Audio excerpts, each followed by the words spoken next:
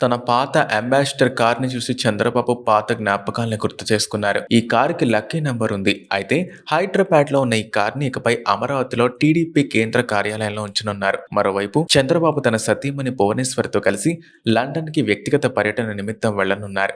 అక్కడ భువనేశ్వర్‌కి ప్రతిష్టాత్మకమైన distinguish fellowship అవార్డుని ప్రదానం చేయనున్నారు. ఏపీ ముఖ్యమంత్రి చంద్రబాబు పాత అంబాసిడర్ కార్‌ని చూసి తన జ్ఞాపకాల్ని గుర్తు చేసుకున్నారు. ఏపీ 09Z393 నంబర్ గల ఈ కారు 3 దశాబ్దాల క్రితం తాను ఉపయోగించారు. ఇది చంద్రబాబు సొంత వాహనం. ఉమ్మడి ఏపీ ముఖ్యమంత్రిగా ఉన్నప్పుడు ఈ అంబాసిడర్ కారులోని రాష్ట్రమంతా విస్తృతంగా పర్యటించేవారు.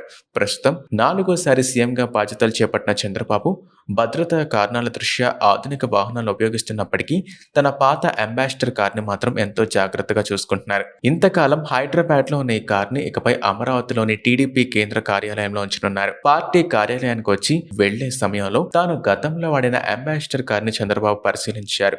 ఆ కారులో తాను చేసిన ప్రయాణాన్ని గుర్తు చేసుకున్నారు. మరోవైపు ముఖ్యమంత్రి చంద్రబాబు తన సతీమణి భువనేశ్వర్తో కలిసి ఇవాళ లండన్ కి వ్యక్తిగత పర్యటన నిమిత్తం వెళ్లనున్నారు. హెరిటేజ్ ఫుడ్స్ ఎండీగా ఉన్న భువనేశ్వర్కి ఇన్స్టిట్యూట్ ఆఫ్ డైరెక్టర్స్ అనగా ఐఓడి సంస్థ ప్రతిష్టాత్మకమైన డిస్టింగ్విష్ ఫెలోషిప్ అవార్డుని నవంబర్ 4న లండన్ లో ప్రదానం చేయనున్నారు. హెరిటేజ్ ఫుడ్స్ కి ఎక్సలెన్స్ ఇన్ కార్పొరేట్ గవర్నెన్స్ విభాగంలో గోల్డెన్ పికాక్ అవార్డుని కూడా ఆమె అందుకోనున్నారు. ఈ కార్యక్రమాలకి ముఖ్యమంత్రి చంద్రబాబు హాజరు కానున్నారు. ప్రజాసేవ ఇంకా సామాజిక సాధికారత రంగాల్లో భువనేశ్వరి చేస్తున్న కృషికి గుర్తింపుగా ఐఓడి గౌరవాన్ని అందిస్తోంది. ఈ కార్యక్రమం లండన్ లోని గ్లోబల్ కన్వెన్షన్ లో జరగనుంది.